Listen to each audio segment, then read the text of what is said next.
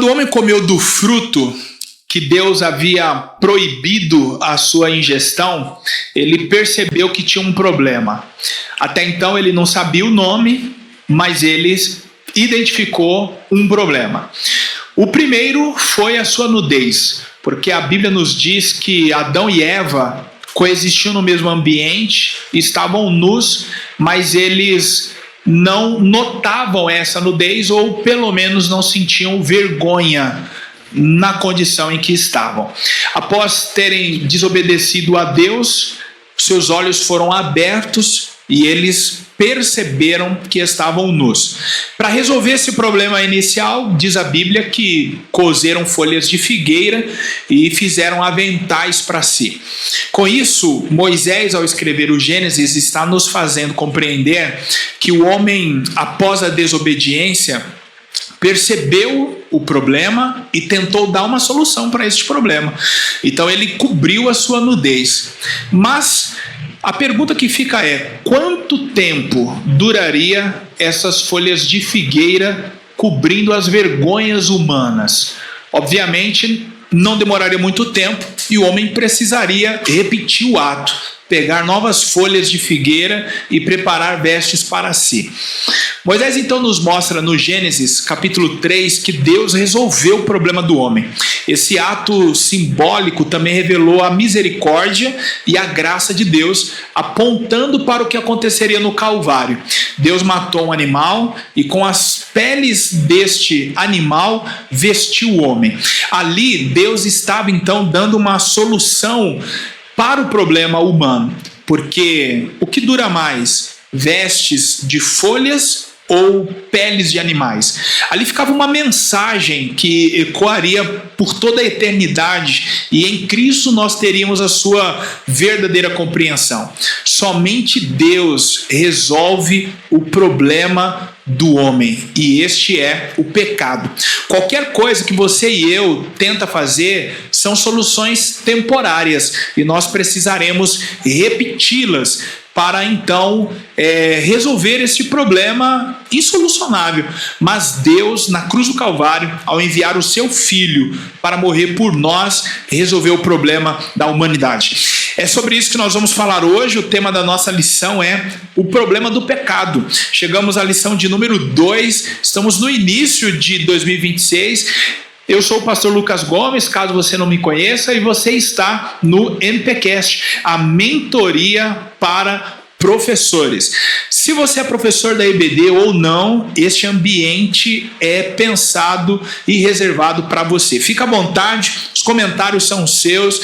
Eu, no seu lugar, já encheria aí de perguntas, e não somente isso, de repente você quer contribuir com algum comentário, quer expandir o entendimento sobre o tema, a oportunidade é sua. Também, se fizer sentido para você, deixa o seu like, se inscreve no canal. Nós estamos em uma meta ousada, passamos de 3.000 inscritos, mas queremos chegar a 4.000 inscritos ainda neste primeiro trimestre. E você pode participar disso. Como? Se inscrevendo e também compartilhando bastante.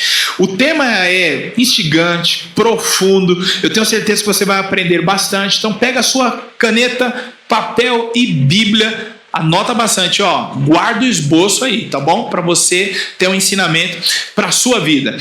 Como os que são antigos aqui já sabem, desde o ano passado nós temos apresentado o programa em um novo formato. E qual é?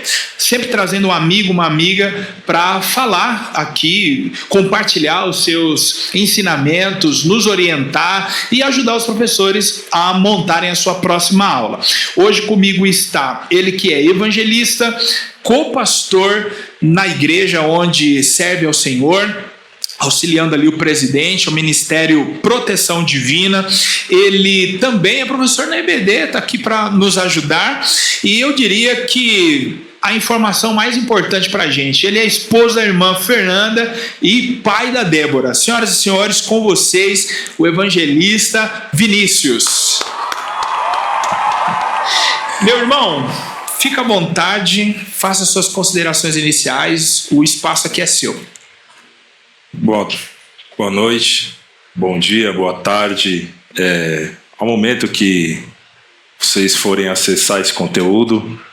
Bom, meu amigo, primeiramente eu quero louvar a Deus, agradecer a Deus pela sua vida, por esse trabalho tão lindo e te parabenizar também por esse trabalho ao qual você tem desenvolvido de forma linda, de uma forma bem trabalhada, tá? Então eu quero louvar a Deus pela sua vida, que Deus continue te sustentando, que Deus continue te iluminando, te dando graça, para que nesse ano de 2026 aí, que nós estamos no início ainda, né? E crendo que será um ano muito produtivo nas nossas EBDs, né? Eu estou crendo assim, lá na nossa igreja nós estamos crendo assim também, que será um ano de 2026 produtivo para as nossas EBDs. Dizer que também é um prazer estar aqui, sentado nessa mesa, nesse podcast, aprendendo contigo, compartilhando informações, trocando informações em um tema tão instigante, né, como você já nos antecipou aqui, um tema tão profundo e um campo a qual nós vamos discorrer aqui nesse dia, um campo um pouco minado, né, podemos dizer assim, a qual muitas pessoas rejeitam entrar e falar a respeito deste campo. Mas nós, como bons servos de Deus, não podemos fugir deste tema, que é um tema delicado, a respeito do pecado. Muito tá bom? bom. Deus abençoe. Perfeito. Eu esqueci de falar que você também está concluindo o bacharel em teologia. Já são quanto tempo estudando, pastor? De estudo, desde o meu primeiro contato com a teologia, em formação agora já se vão 8 anos. Nossa! 8 anos, desde o básico, médio, e chegando agora à conclusão aí, se Deus assim permitir, durante esse ano no bacharel de teologia. E nós sabemos que não paramos por aqui, né? Não paramos por aqui, já temos aí algumas especializações em mente, inclusive juntamente ao Instituto do senhor, o Instituto Querios. Temos aí já algumas especializações em mente, porque nós sabemos que a teologia não para, né? E também nós não podemos parar de nos atualizar. Que benção. Então, já que ele falou do Queires, eu pergunto, você conhece o Instituto Queires? Então, se você tem o desejo de se qualificar em teologia, acesse o site aí, por favor, www.institutoqueires.com.br. Eu tenho certeza que você será abençoado. Pastor, o problema do pecado, esse é o tema. E vamos para o problema. Vamos para o problema. O primeiro tópico, a origem do pecado da humanidade. Depois, o segundo tópico, as consequências do pecado. E, por último, a solução de Deus para as consequências do pecado. Então, vamos entender primeiro a origem do pecado na humanidade. Fica à vontade. Amém. Meu amigo, se o senhor me permite, eu gostaria de iniciar aqui fazendo algumas observações. Sim. No nosso texto áureo aqui da aula, que está em Gênesis capítulo 3. Sim, e eu aqui tão empolgado com a sua presença, eu esqueci de falar para o pessoal do texto principal, Romanos 3:23, porque todos pecaram e destituídos estão da glória de Deus, e o texto bíblico Gênesis 3, de 1 a 7, tá bom? Para você que está sem a revista, por favor, continue. Vamos lá. Eu gostaria de introduzir aqui a nossa conversa nessa data, fazendo e observando, primeiramente aqui, esse texto de Gênesis capítulo 3. Né? Eu, como os irmãos me conhecem lá na igreja, eu gosto de olhar bastante para a Bíblia. Né? Os irmãos costumam dizer que quando eu prego, eu sou um pregador bem expositivo. Né? E eu costumo brincar, né, pastor? Costumo brincar que eu não sei pregar outra coisa a não ser a Bíblia. Não sei brincar de pega-pega. Essa questão de pega, né? Não é uma brincadeira, tá, irmão? Brincadeira. Tá? Mas eu costumo olhar bastante para a Bíblia. Então, dizendo isso aqui, introduzindo isso, que eu quero já dizer aqui, que nós vamos usar bastante a Bíblia aqui. Tá? Eu procuro apresentar alguns textos bíblicos para nos calçar a respeito daquilo que nós iremos falar, principalmente em um tema a qual nós precisamos calçá-lo dentro da palavra de Deus. Então, primeira questão aqui, eu quero olhar para o texto de Gênesis capítulo 3, esse diálogo da serpente com a mulher. Nós vemos aqui que, eu vou ler aqui, Gênesis 3, versos 1 ao 7, que é o nosso texto. Ora, a serpente era mais astuta que todas as alimanírias do campo, que o Senhor Deus tinha feito. E esta disse à mulher: é assim que Deus disse, não comereis de toda a árvore do jardim? Vamos parar aqui, professor. Primeiro apontamento que eu quero fazer aqui. A serpente, ela está colocando em pauta algo que Deus não disse. Se a gente observar aqui, ela diz assim: Deus disse que de toda árvore vocês não comeriam. Na verdade, Deus não disse isso. Nós vemos isso aqui dentro da Bíblia, em Gênesis, no seu capítulo 2, a partir aqui do versículo 16, que Deus disse: de toda árvore do jardim comereis, mas da árvore do conhecimento do bem e do mal, dela não comeis, porque no dia que dela comeis, certamente morrereis. Então a serpente diz assim: de toda árvore não comereis. Deus não disse isso. O primeiro apontamento e a primeira observação que a gente tem que fazer aqui: Deus não disse de toda árvore. A serpente já está lançando uma dúvida em cima daquilo que Deus disse. Primeira coisa. Aí, não só a serpente vai colocar um apontamento em cima do que Deus disse, como a mulher também vai colocar um apontamento em cima do que Deus disse. E disse a mulher à serpente: do fruto das árvores do jardim comeremos. Até aqui ela está correta.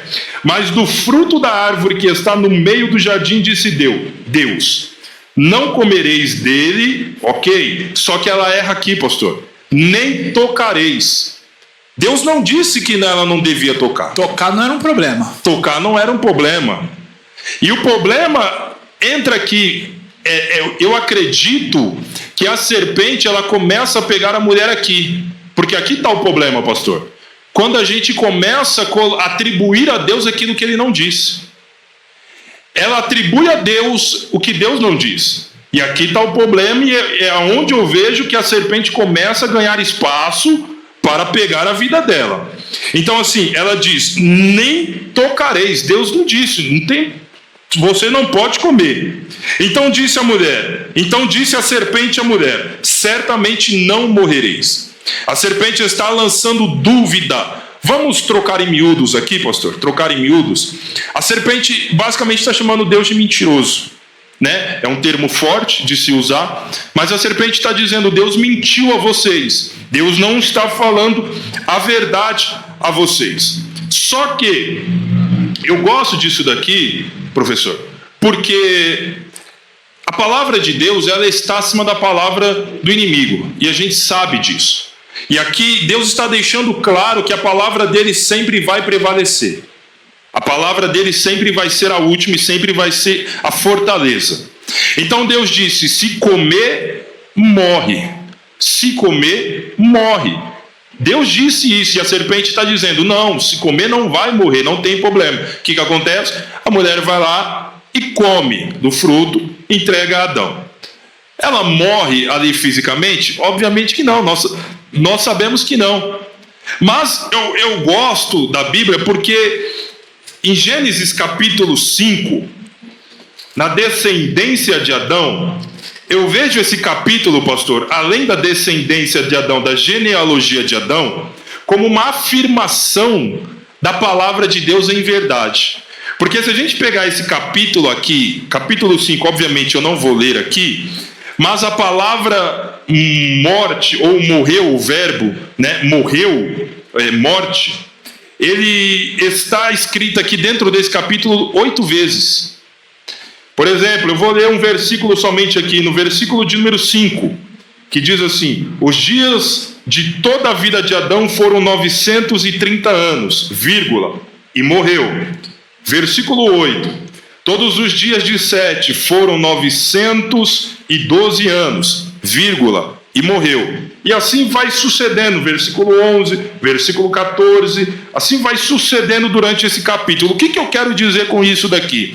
Eu vejo, pastor, que isso daqui é uma afirmação que o escritor, inspirado por Deus, está fazendo de Gênesis 3. O que Deus disse lá em Gênesis 3? Em Gênesis 2, na verdade. Em Gênesis 2:17. Se comer, vai morrer. Aí em Gênesis 3 a serpente está dizendo, se comer não morre.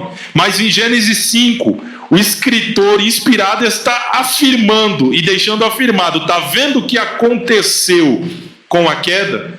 É Deus deixando claro para nós aqui que a palavra de Deus ainda sempre vai prevalecer em cima da palavra do inimigo.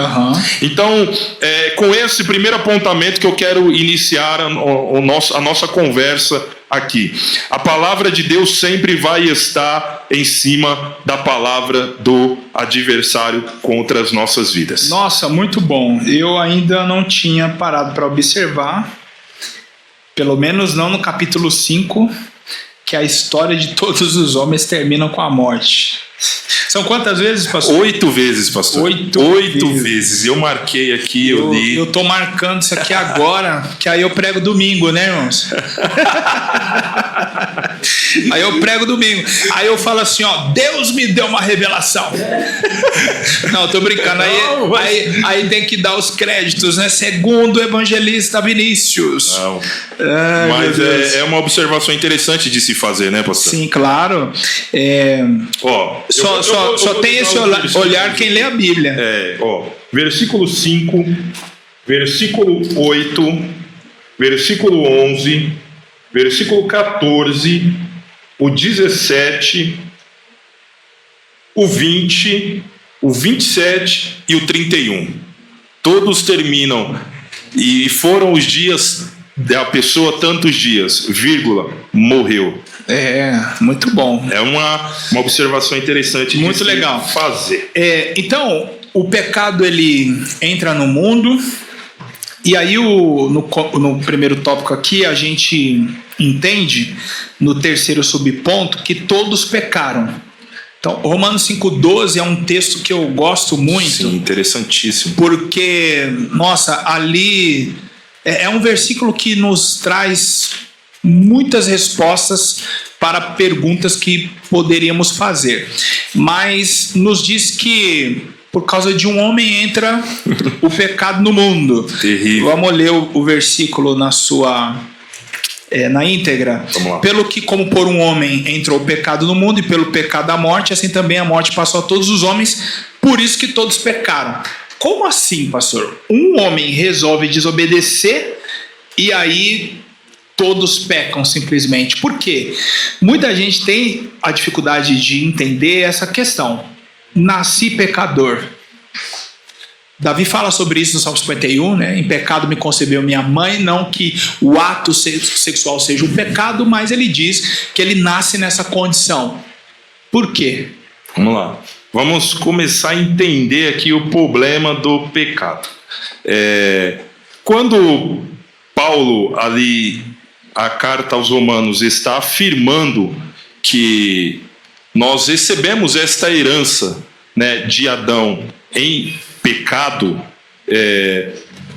a Bíblia, isso vem da natureza do pecado. O pecado, ele é transmissível, né? O pecado, ele foi transmitido por Adão para toda a raça humana. E é isso que a gente vai entender aqui, vai discorrendo sobre esse assunto. A gente vai chegar nisso mais para frente, pastor, mas se o senhor me permite, eu acho que antes de tudo, a gente precisa definir, trazer uma definição tanto para os professores quanto para os alunos do que é pecado. Sim. O que é pecado, né, pastor? Se a gente, ou o professor, chegar na sala de aula e for perguntar aos alunos o que é pecado, né? A resposta talvez que muitos dariam, e a resposta que a gente sempre ouve, é que pecado é errar o alvo, né? As pessoas definem pecado como errar o alvo, mas pecado, ele vai muito além disso. Entender pecado, nós temos aí durante a história muitos teólogos renomados que tentaram trazer essa definição do que é pecado. O N. Gruden, ele vai definir pecado, ele vai dizer que o pecado é deixar de se conformar com a lei moral de Deus, seja em ato, seja em atitude, ou seja em natureza. Ou seja, o N. Gruden está definindo o pecado em relação à lei moral de Deus. Em relação à lei moral de Deus.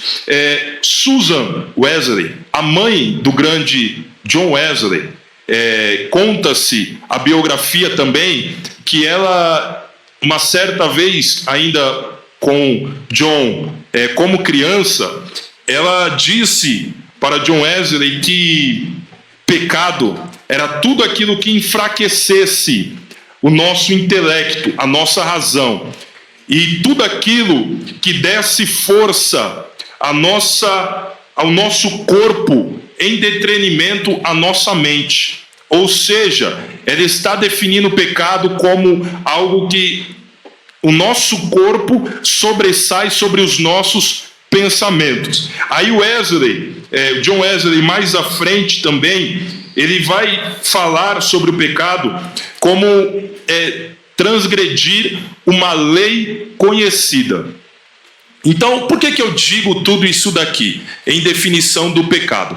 Para a gente começar a entender que pecado não é só errar o alvo, né, como as pessoas dizem. Não é só uma atitude, não é só uma ação ativa, é passiva também. Então, não é somente algo que eu fiz, errei, mas ele me afeta também, é isso. E fiz, errei de forma consciente, de forma conhecida, né? Eu, por exemplo, quando se fala do alvo, eu sei qual que é o alvo, e eu errei o alvo mesmo conhecendo o alvo. Então é isso. Pecado, nós precisamos entender também que, antes de tudo, o pecado, pastor, ele é contra Deus. O pecado, nós pecamos contra Deus. E aí a gente precisa ter isso em mente. Né? Da onde que eu tiro essa ideia que o pecado é contra Deus? Primeiro, Salmo 51, o Senhor citou aqui o pecado ali de Davi. O versículo 4, né, se a gente ler aquele texto ali no versículo 4, Davi ele vai falar o quê? Pequei contra ti, e contra ti somente eu pequei. Então a ideia de Davi tinha pecado somente contra Deus, pastor? Não. Davi pecou primeiro contra Urias, né? Pecou contra Betseba, e se a gente for um pouco mais profundo, Davi também pecou contra o povo, né? Então, só que Davi ele olha o pecado como uma transgressão à lei de Deus. E ninguém contra pensa Deus. na mulher dele, né? Ele pecou contra a mulher dele. Pronto. Ou as mulheres, né? Pronto. As poucas mulheres que ele tinha. Davi. Tinha me esquecido desse detalhe. Então, Davi, ele tem a visão de pecado primeiro, e nós precisamos ter a visão de que o pecado ele é primeiramente contra a lei moral de Deus, contra a lei de Deus, contra o ser de Deus, contra a natureza de Deus, e é isso que a gente precisa ter em mente. Eu não estou dizendo aqui, por exemplo, que se eu cometer um ato contra o meu próximo, eu vou estar certo, que o que eu faço contra o meu próximo está certo, nada disso. A gente sabe que o próprio Jesus, ele disse que nós devemos amar o nosso próximo como a nós mesmos. Mas o pecado que eu faço contra o meu próximo, ele afeta primeiramente a Deus também. Então, eu acho que a definição do pecado é definir o pecado como uma transgressão de lei moral contra Deus. Uhum. Tá bom, pastor? Para a gente poder prosseguir aqui. Muito bem. E aí ele passa para toda a humanidade. Correto. Aí o pecado é transmitido através de Adão para toda a humanidade, chegando até nós aqui. A melhor forma de entender isso, então, é que Adão representava a humanidade lá. Por isso que isso aconteceu. Adão, ele era o representante legal da raça humana, né? Da raça humana. E se a gente parar para pensar, pastor, por que talvez a serpente, não tentou Adão ou no lugar de Eva? Talvez Adão tivesse mais o senso de responsabilidade que ele carregava da raça humana do que Eva. Então, é um pensamento meu, tá? É um pensamento Eu acho meu. que ele não está fora do que realmente é apresentado nas Escrituras, porque o Adão, ele recebeu a palavra diretamente de Deus. E entre o que Deus falou para Adão e Eva de fato sabia, e talvez por isso veio essas distorções, não, ele falou para a gente sequer tocar. É porque muito provavelmente Deus falou para Adão e Adão falou para Eva. Isso. Então existe uma distância entre o que eu ouço de Deus e o que você ouve de mim que Deus falou. Exato. Então você está muito mais vulnerável do que eu. Exato. Então é nesse sentido que eu penso que a serpente foi tentar Eva e não foi tentar Adão. E isso é uma ideia, pastor, que não é uma suposição que a gente está tirando aqui, tá? Teólogos renomados, por exemplo, como Luiz Berkoff, na sua teologia sistemática, ele vai também corroborar com essa ideia também de que Eva não tinha o senso total de responsabilidade. Então, por isso foi mais suscetível à queda. E aí Adão, como representante legal da humanidade, ele transmite toda a queda para nós até os dias de hoje. Muito bom, perfeito. Então, você vai ficar aí agora com um anúncio dos nossos parceiros. Presta atenção. Enquanto isso, aproveita para se inscrever no canal. Ajuda a gente a bater a meta 4.000 inscritos no primeiro trimestre de 2026. A gente vai conseguir, em nome de Jesus.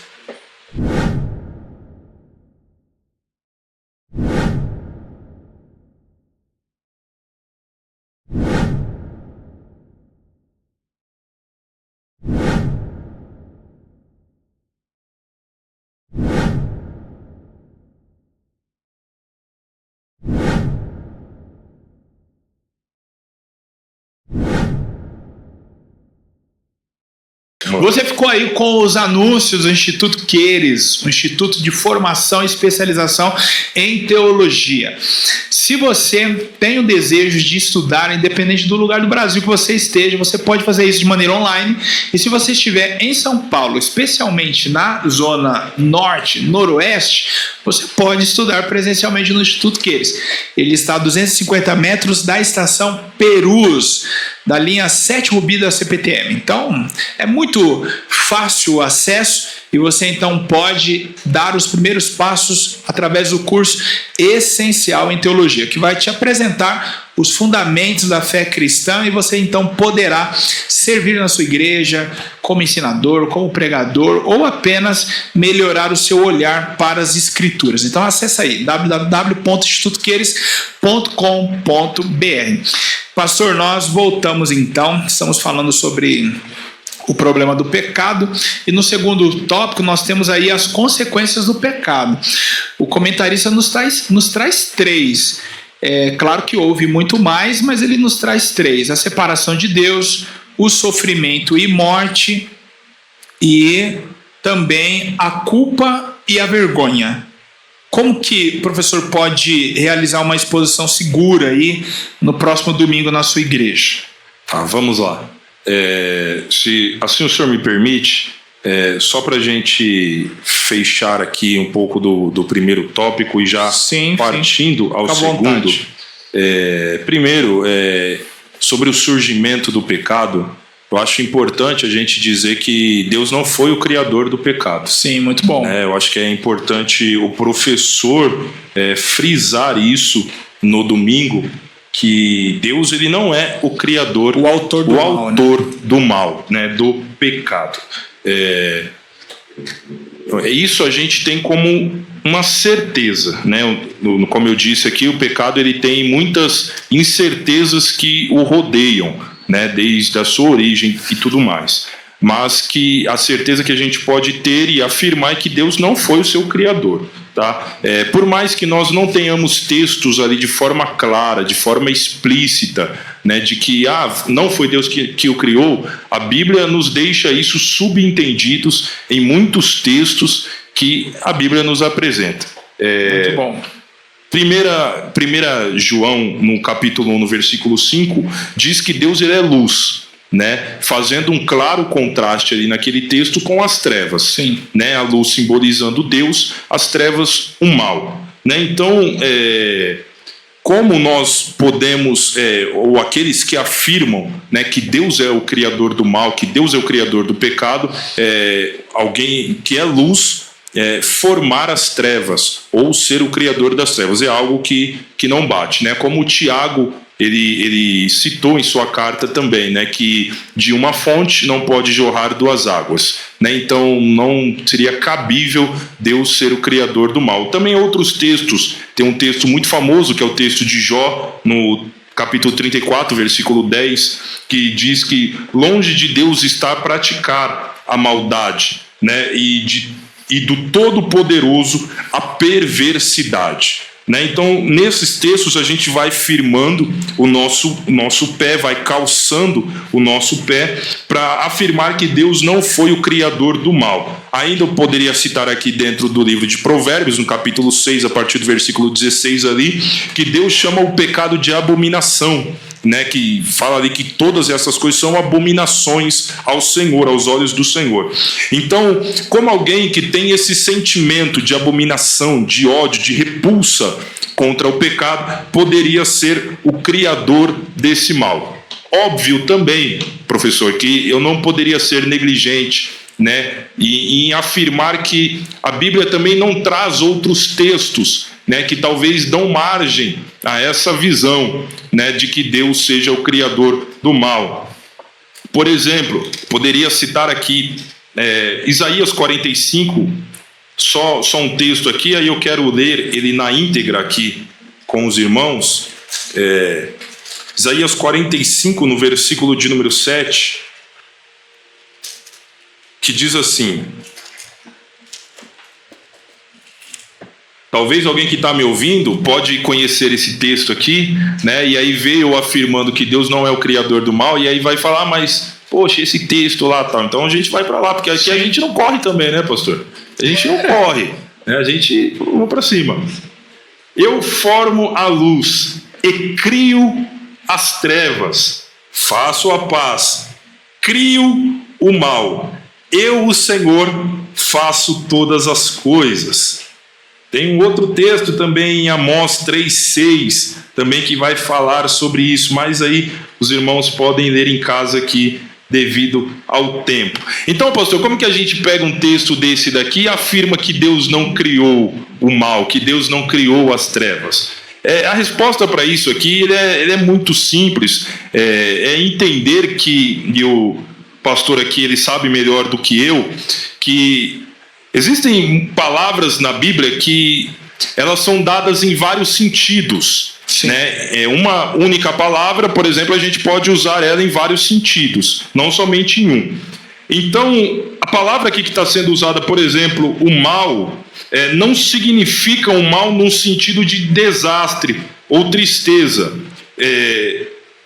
Ou significa um conceito do mal, não significa um conceito do mal que envolva a moral do pecado. Muito pelo contrário, reformulando aqui a minha fala. Não significa um conceito do mal que envolva o pecado, mas significa um conceito do mal em relação a desastres, em relação à tristeza. Sim. É nesse sentido que Deus está dizendo aqui: eu crio o mal, não um mal moral em relação ao pecado. São condições, situações adversas, né? Exatamente. Então são textos aí de forma bem básica que nós podemos apresentar aí aos professores, que talvez vá dizer na EBD que Deus não foi criador do mal, e aí, como nós sempre temos aqueles espertinhos lá, né, que vão levantar a mão e vão, pastor, o professor, mas e esse texto aqui que está dizendo assim, como que eu resolvo essa solução? Né? Então, afirmar que Deus ele é criador do mal, isso é uma blasfêmia. Isso é uma heresia que nós, como teólogos, professores, rejeitamos de forma veemente. Você viu aí que o pastor Vinícius te deu a receita para você fazer o bolo e já ir com ele pronto. Quando chegarem no domingo com a farinha ainda, você já está com o bolo pronto. Então anota a receita. Tem que estar pronto porque... Pastor, e aí? E as consequências do pecado. O homem peca. Vamos lá. E se separa de Deus. Existe culpa e vergonha. E também aí a questão, não está abrindo aqui, mas fique à vontade aí. Vamos lá. Nos fale sobre a consequência do pecado. Vamos lá. Sofrimento e morte. Pronto. Primeiro, entender que o pecado ele requer uma punição. Né? Ele requer uma punição por dois motivos. Primeiro, pela própria natureza do pecado, e pela natureza do próprio Deus também. O pecado ele requer a punição. Eu acho, pastor, que as consequências do pecado, a gente pode dividir essas consequências em 3 partes. Tá? Eu costumo dizer assim, consequências pessoais, né? Consequências temporais e consequências eternas. Consequências pessoais, temporais e eternas. São 3 divisões que a gente pode fazer das consequências. Eu acho que a primeira consequência e a mais importante que todos nós observamos na Bíblia é a separação do homem quanto a Deus. A separação da comunhão que o homem tinha com o Criador. Essa é a principal consequência que acontece ali no Jardim do Éden. O homem se separa de Deus. Uma segunda consequência que pouco é observado ali na Bíblia, né, é a consequência a qual a própria natureza, por ordem divina, ela se rebela contra o homem também, vamos colocar assim. Né? Por quê? Porque a gente vê ali Deus dando ordem para que que a terra, agora o homem venha produzir. Eu vou ler, pastor. Eu vou ler esse texto na íntegra. Vai lá. A Gênesis capítulo 2. É o 2 ou é o 3 agora? Vamos ver aqui. Enquanto você procura aí, você tem a oportunidade de comentar. Está gostando do conteúdo? Deixa aí uma pergunta, um comentário e ativa o sininho e se inscreve, ok? Já estamos quase próximos aos 4.000. Pela fé eu vejo 4.000 inscritos nesse canal. Vai lá, pastor. Vamos lá. Gênesis 3, o 17. E Adão disse: visto que atendestes à voz da tua mulher e comeste da árvore que eu te ordenara não comesse, maldita é a terra por tua causa. Em fadigas obterás dela o sustento durante o dia da tua vida.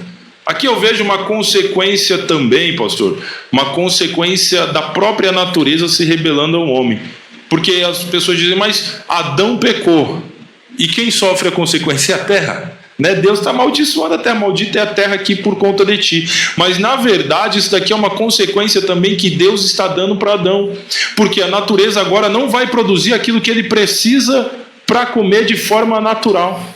A própria natureza, vamos dizer assim, está se revoltando contra o homem por conta do pecado. Então você vê que as consequências vão vindo, e a consequência, quando eu digo aqui primeiro, consequência pessoal. O que é a consequência pessoal, pastor? Consequência pessoal é a culpa. É a culpa. Eu vejo como a culpa. Né? A culpa eu vejo como a consequência pessoal.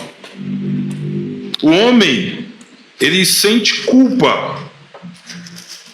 O homem, ele se sente culpado ali após a queda, como nós lemos no texto aqui, a culpa entra no homem, e aí eu vejo isso como uma consequência pessoal, tá? Uma consequência individual. Por mais que nós sabemos que quando nós pecamos, o pecado ele não atinge somente a nossa vida, né? Alguns pecados ele atingem as nossas famílias ou aqueles que estão ao nosso redor, mas existe a consequência pessoal que é a culpa do homem.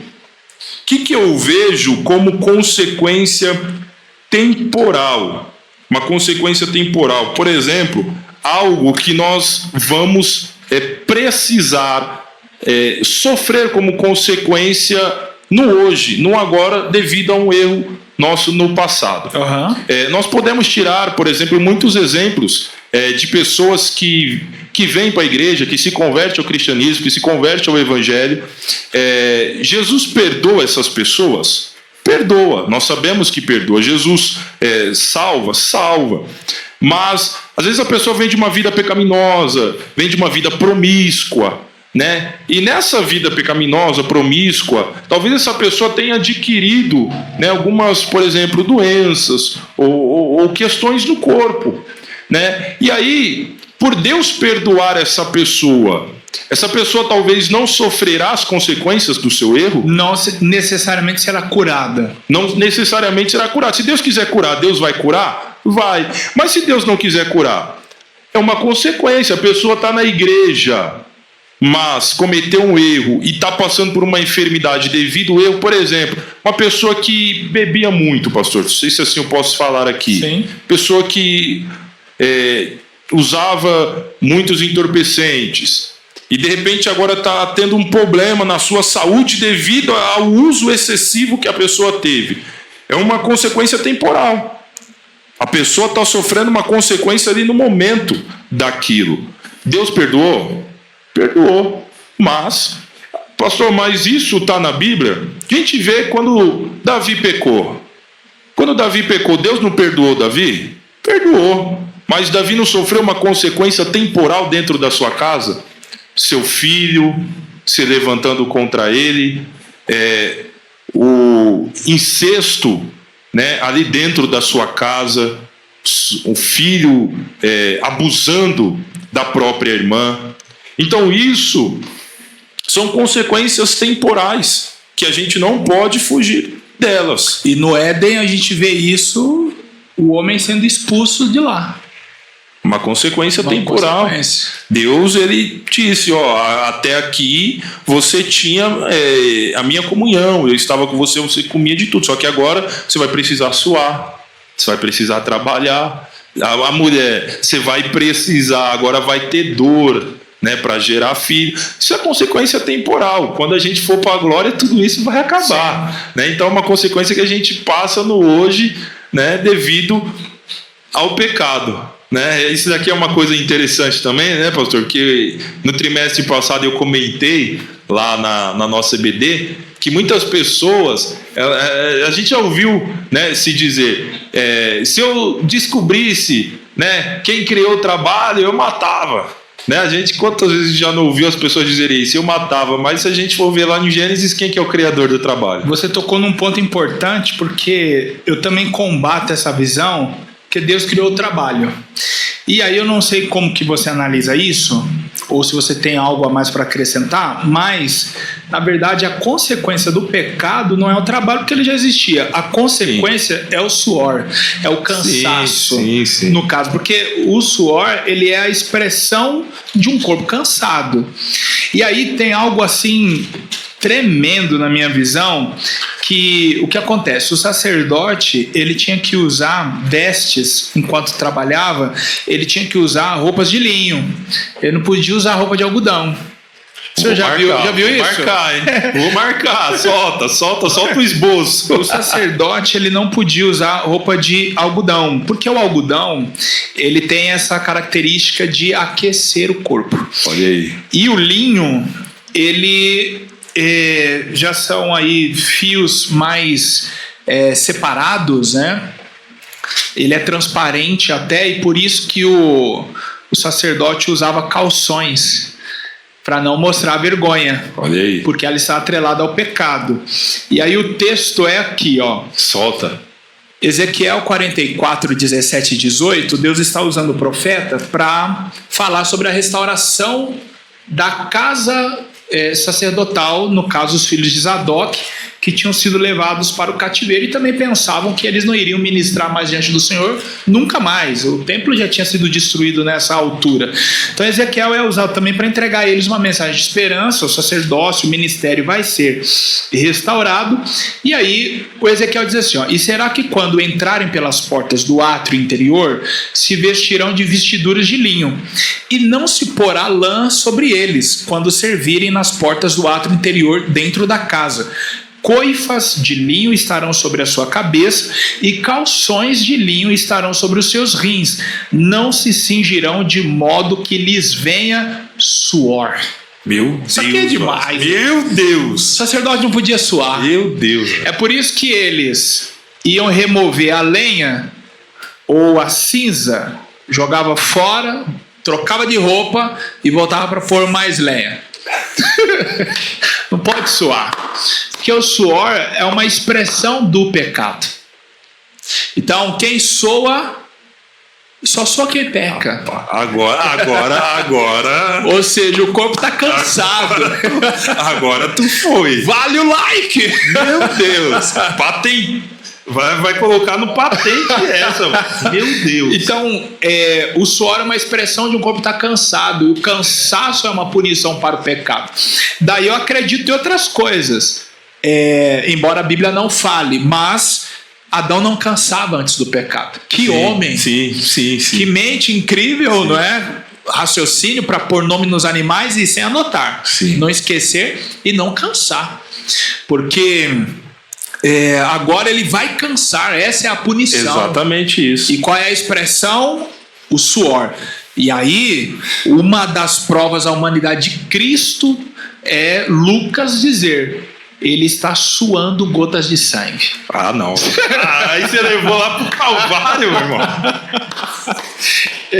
Você vai pregar lá na igreja isso daí, meu Jesus amado. Então, terrível. o problema é o suor, é o cansaço. Isso. E aí, só para a gente Vamos terminar, retornar o raciocínio aqui. para gente terminar a pregação, agora é hora do pega. Agora é hora do pega. Agora é hora do pega. Não, mas agora você tá pegando Bíblia. Não, o problema é que eu não me expliquei no início, é o pega sem nada. Agora você tá pegando Bíblia aqui, eu pego até amanhã, mano. Isaías 40 agora. Meu Jesus. Isaías 40. Existe uma promessa para aqueles que esperam no Senhor. Esse texto é lindo, velho. E aí o profeta diz assim, ó. Isso é para quem lê Bíblia. Você disse para mim no começo. Isso é para quem lê Bíblia. 29. Dá vigor ao cansado. Cansaço é uma expressão, é uma punição do pecado. Anotei aqui, mano. Dá vigor ao cansado e multiplica as forças ao que não tem nenhum vigor. Os jovens se cansarão e se fatigarão, e os jovens certamente cairão. Mas aí Isaías está profetizando, falando de Deus aqui, e aí nós temos nessa profecia uma bênção do reino. Por isso que Jesus disse assim: o reino dos céus está já entre vós. Por quê? O reino ainda não tinha sido instaurado. O reino será instaurado no milênio, onde ele vai governar todas as nações. Mas quando Cristo é revelado, é como se Deus antecipasse as bênçãos do futuro agora em Cristo.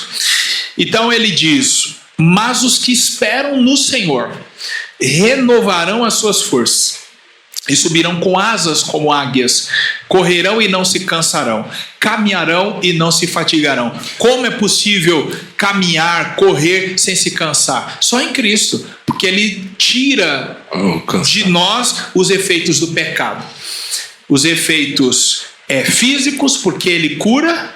Os efeitos temporais, no caso que é esse afastamento que no Éden foi representado como sai do Éden. Então, explicitamente, o sair do Éden traz uma mensagem espiritual. Estamos se distanciando. A minha presença está no Éden. Tanto, pastor, só te cortando aqui, que a questão da inimizade entre nós e Deus,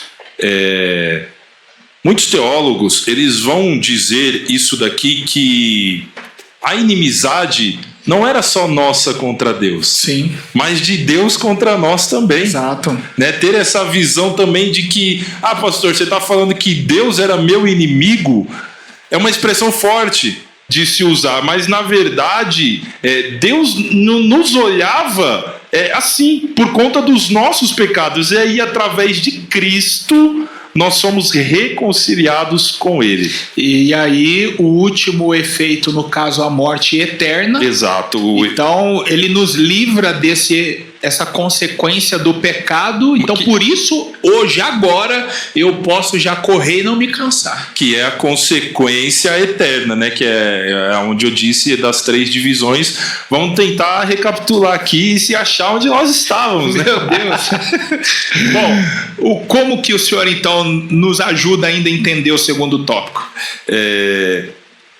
Então, vamos lá. A consequência eterna, que é essa consequência eterna que aí a gente já vê a respeito da morte, né? Que é a morte eterna para aqueles que não têm Cristo. Sim. Aqueles que não têm Cristo, mas para nós que somos salvos e fomos perdoados dos nossos pecados, isso não é uma consequência que irá nos atingir, né? Então, essa última consequência eterna eu vejo como uma consequência da morte, mas para o ímpio, daquele que não tem Cristo, daquele que não tem Jesus, que não aceitou Jesus, que não confessou seus pecados em vida, essa é a consequência que vai alcançar o pecador, a última consequência. Muito bem, então nós passamos aqui no segundo tópico pelas consequências pessoais, temporais e eternas, que contribuíram aí com o nosso entendimento dentro da questão apresentada aqui no tópico, a separação de Deus,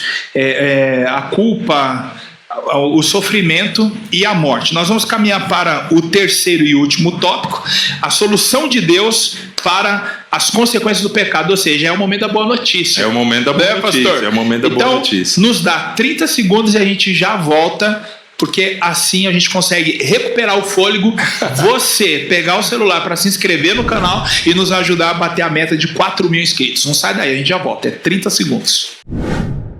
Ao clicar no link da descrição deste vídeo, você será direcionado à página do nosso Guia Prático de Combate à Evasão Dominical.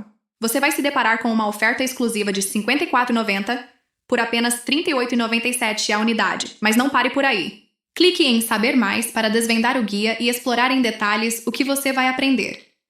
Para sua segurança e credibilidade, conheça a experiência e as credenciais do autor, Pastor Lucas Gomes, e elimine todas as suas dúvidas na seção Dúvidas Frequentes para ter total tranquilidade na compra. Depois escolha a sua melhor opção de compra. A unidade para quem quer se presentear. O kit duplo para presentear um amigo. Ou o mais vendido. Combo Superintendente, ideal para presentear amigos ou os professores da sua igreja com um super desconto.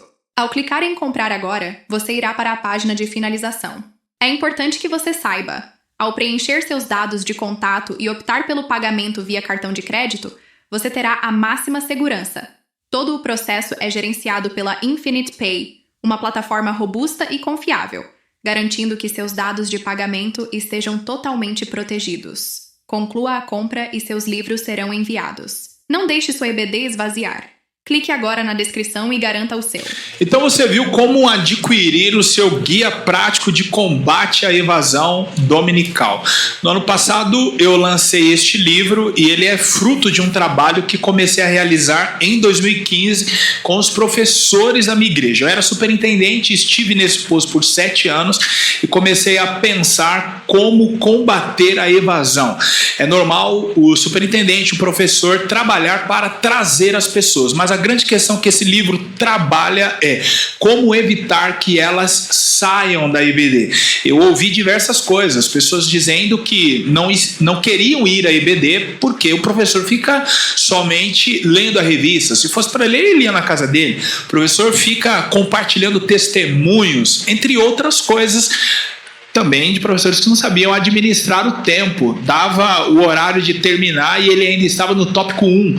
Então começamos a organizar essas questões, a corrigir esses problemas e por bondade de Deus a nossa EBD voltou a florescer. Então eu compartilho aqui essas estratégias, entre outras também, que ajudam professores, superintendentes e alunos a compreenderem a EBD por dentro. Então você pode adquirir o seu e você já viu como fazer isso. Abaixo está na descrição do vídeo o link para você clicar e também aqui o QR Code para você mirar a câmera do seu celular e adquirir em todo o Brasil. Tem um combo para superintendentes aí, ou seja, adquirindo acima de 5 você ganha um desconto especial.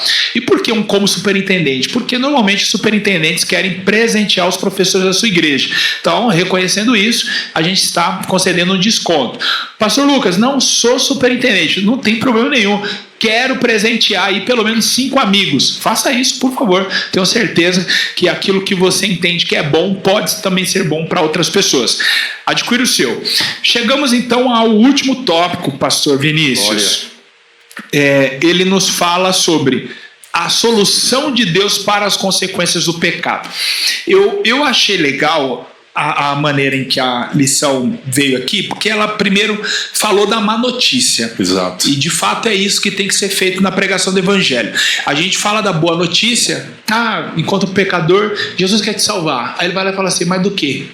O que eu fiz? Aí você já arrumou um problema. Ele já falou assim porque ele quer brigar. E a Bíblia nos fala então da má notícia. Paulo, quando escreve Romanos, no capítulo 1, ele fala da má notícia. As pessoas que conheceram a Deus não glorificaram como Deus, e por isso ele os entregou às suas paixões infames. E é importante observar, pastor, só te cortando, que a Bíblia ela não nega, né? A Bíblia não faz negação da má notícia, como o senhor está colocando. A Bíblia, muito pelo contrário, apresenta. Né? E é a lição que a gente está tratando aqui, apresentando o problema. Todo o Antigo Testamento fala da má notícia, apontando dos homens que morriam por causa dos seus pecados. E aí no Novo nós temos a boa notícia. Obviamente que não é só o Novo que traz a boa notícia. Gênesis 13:15 nos traz a boa notícia, né? Que da mulher nasceria um menino que pisaria a cabeça da serpente. Então começamos bem falando da má notícia. Agora vem a solução de Deus para as consequências do pecado. Quais são, pastor? Bom, e eu gosto disso daqui, pastor, porque a solução que Deus encontrou para o pecado. Eu vou usar um texto aqui, pastor, que está dentro da revista. Né, os irmãos vão ler aí no domingo, que é o texto de 2 aos Coríntios. 2ª carta de Paulo aos Coríntios, no capítulo 5, a partir do versículo 18. Qual foi a solução de Deus, pastor Lucas? Reconciliar. Deus resolveu reconciliar a humanidade consigo mesmo. Pastor, o que é reconciliar? Reconciliar é restabelecer um relacionamento, restabelecer uma amizade que havia se quebrado. Então aí a gente começa a puxar lá do Éden. O que se quebrou lá no Éden? O nosso relacionamento com Deus, a nossa comunhão com Deus em Adão. Isso foi quebrado. E aí Deus, para a solução do problema, Deus decide reconciliar, ou seja, Deus decide restabelecer essa amizade. Deus decide restabelecer aquilo que havia se quebrado. Vamos ler esse texto aqui na íntegra, pastor? Sim. Vamos ler esse texto. Esse texto está na revista, tá, irmão? Esse texto está aqui. E aí qual que é o texto? 2 aos Coríntios, capítulo 5, versículo 18. Pode ler, fica à vontade. E eu aqui procurando ele, você já tinha citado, vai.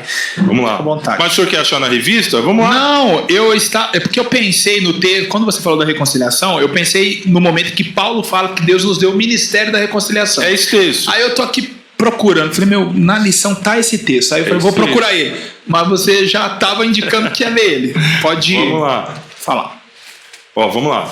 Eu vou ler ele inteiro e depois a gente vai pausando ele aqui. Ora, tudo provém de Deus, que nos reconciliou consigo mesmo por meio de Cristo e nos deu o ministério da reconciliação. A saber, que Deus estava em Cristo, reconciliando consigo o mundo, não imputando aos homens as suas transgressões, e nos confiou a palavra da reconciliação. De sorte que somos embaixadores em nome de Cristo, como se Deus exortasse por nosso intermédio. Em nome de Cristo, pois rogamos que vos reconcilieis com Deus. Aí o versículo 21 fecha com chave de ouro. Aquele que não conheceu o pecado, ele o fez pecado por nós, para que nele fôssemos feitos justiça de Deus. Vamos lá, pastor, começar a trabalhar de forma simples aqui esse texto, fazer alguns apontamentos aqui. Primeiro, no versículo 18.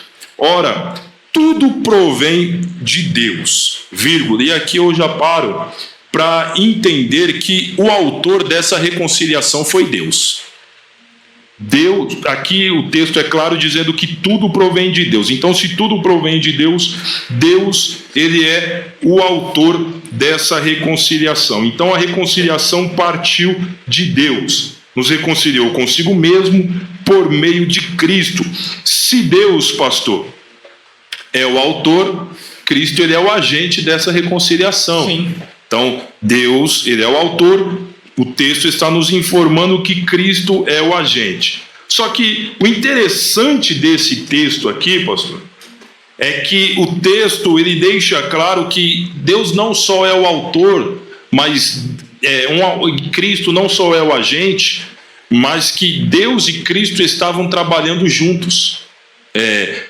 Então, Cristo e Deus não trabalham de formas independentes e separadas. O texto aqui, ele deixa isso claro. Deus estava em Cristo, por meio de Cristo, reconciliando. Então, eles estavam trabalhando juntos, né? Deus está operando junto com Cristo essa reconciliação. Mas o que eu acho mais lindo desse texto aqui, pastor, o que eu acho mais lindo desse texto é que Paulo, ele diz que Cristo, ele não tinha pecado. Só que Paulo, ele diz que Deus o fez pecado por nós. E a observação que eu faço aqui é que Deus preferiu não nos imputar pecado. Você já parou para pensar nisso? Deus preferiu não colocar pecado sobre nós e colocou sobre o seu filho. Olha que forte isso daqui, pastor. Não imputando aos homens as suas transgressões. Então quer dizer, Deus fala assim, a vocês eu não imputo as suas transgressões, eu não imputo o pecado a vocês, mas a Cristo Deus imputou as nossas transgressões, pastor. Isso é um amor lindo de Deus, isso é a obra da reconciliação. É Deus mesmo assim, virando as costas para os nossos pecados, dizendo, eu não quero ver o pecado de vocês, mas eu coloco o pecado de vocês sobre Cristo. E aí isso daqui fica mais lindo para a gente, pois tem um cântico que Lutero ele canta, né, ele escreveu, e ele disse assim, falando a respeito de Cristo: tu levaste, entregaste a mim o que eu não podia, o que eu não merecia, e tu levaste o que não era teu. Então quer dizer, o que era meu, Jesus levou, e o que era dele, ele me entregou. Isso é a solução do pecado, pastor. Uau! Isso é a solução do pecado. É Deus tomando o que não merecia, Deus se fazendo, na verdade, o que não era pecado, para que eu me tornasse o que eu não era.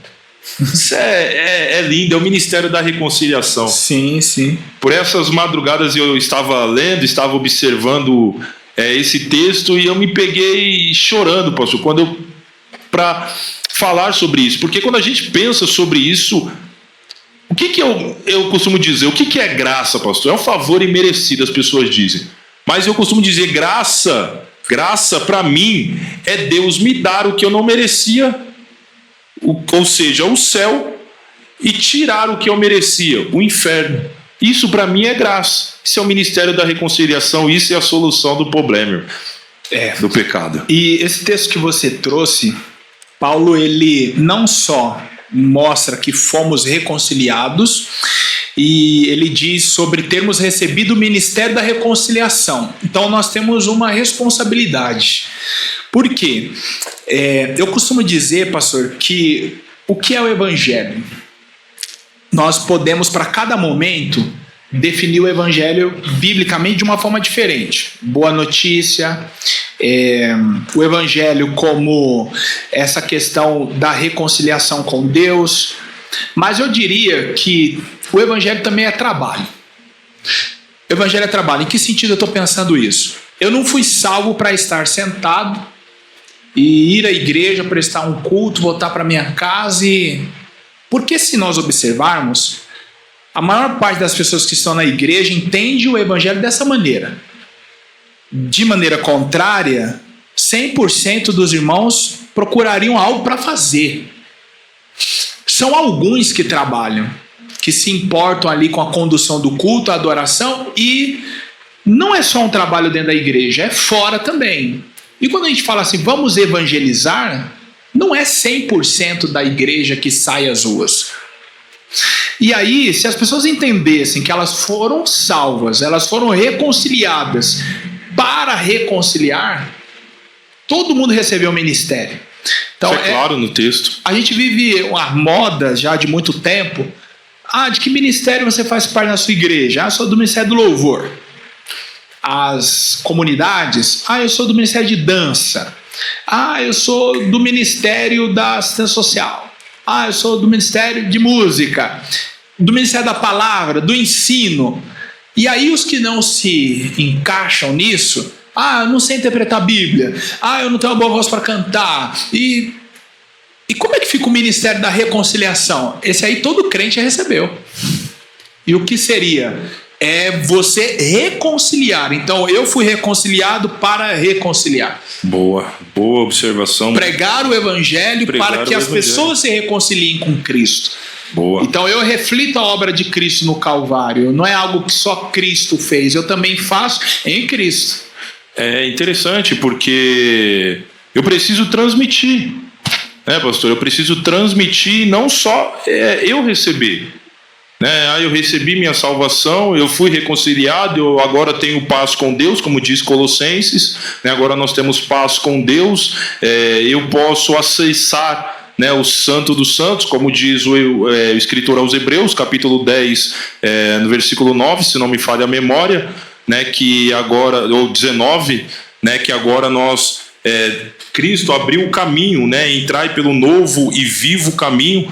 Então não é só eu receber, é eu transmitir essa reconciliação também, é eu transmitir essa boa notícia do evangelho. Esse problema, porque muitas pessoas, pastor, são perturbadas pelo pecado. Muitas pessoas têm essa perturbação na mente. O que eu vou fazer quanto ao meu pecado? Tem pessoas que se martirizam pelo pecado, pastor. Tem pessoas que chegam ao extremismo. Por exemplo, as pessoas dizem, o que te faz pecar? São os seus membros que te fazem pecar? Então arranca. E a gente sabe que existem pessoas que chegam nesse extremismo de se mutilar por conta dos pecados. Nós temos pela história aí que Lutero, antes de conhecer o evangelho, de conhecer a Cristo, de conhecer a palavra, como monge, Lutero ele se martirizava pelos seus pecados. Então, nós que recebemos essa notícia de que Cristo perdoou os nossos pecados na cruz, de que Ele venceu para nos dar vida sobre os nossos pecados, para nos dar vitória, melhor dizendo, sobre os nossos pecados, por que não levar essa boa notícia às pessoas aí fora também e dizer, olha, o pecado ele te afetou lá no Éden, mas o pecado ele não te afeta eternamente, porque agora tem uma boa notícia que foi pendurada na cruz do Calvário. Aleluia! Glória a Deus. Meu pastor, nós chegamos ao final. Ou tinha mais alguma pérola aí que você queria compartilhar? Não? Foi muito bom, muito tranquilo? proveitoso. Então tá bom, eu quero agradecer a sua participação, de verdade muito edificante. Então a gente já começa 2026 a 1000 por hora. Eu tenho certeza que quem acompanhou aqui ficou muito desejoso de correr para a sala de aula, compartilhar todo esse conhecimento que você nos trouxe, e os alunos estão naquela expectativa. E o professor que não passou por aqui tá com um problema. Que aí o aluno vai falar assim, rapaz... Se o aluno passou aqui na frente do professor, o professor se enrolou. É isso aí. Meu pastor, obrigado. Pode ser. Deus abençoe. Obrigado, viu? Deus abençoe a sua família e que 2026 seja um ano próspero para você. Para nós, em nome de Jesus. E para nós será, com certeza, e com a sua participação. Deixando o seu like aí, tá bom? Então, se você chegou até o final porque foi bom para você, fez sentido estar aqui, então é a sua hora agora de contribuir com o crescimento do canal. Lembrando que a nossa meta é 4 mil inscritos até o final desse trimestre. Será que a gente consegue, pastor? Consegue. Lá na igreja, eu já vou intimar todos os irmãos a se inscrever no canal do Pastor Lucas. Muito bom. Então, Deus abençoe você. Até a próxima aula, que tem por título A Natureza do Deus que Salva. Está imperdível. Deus abençoe.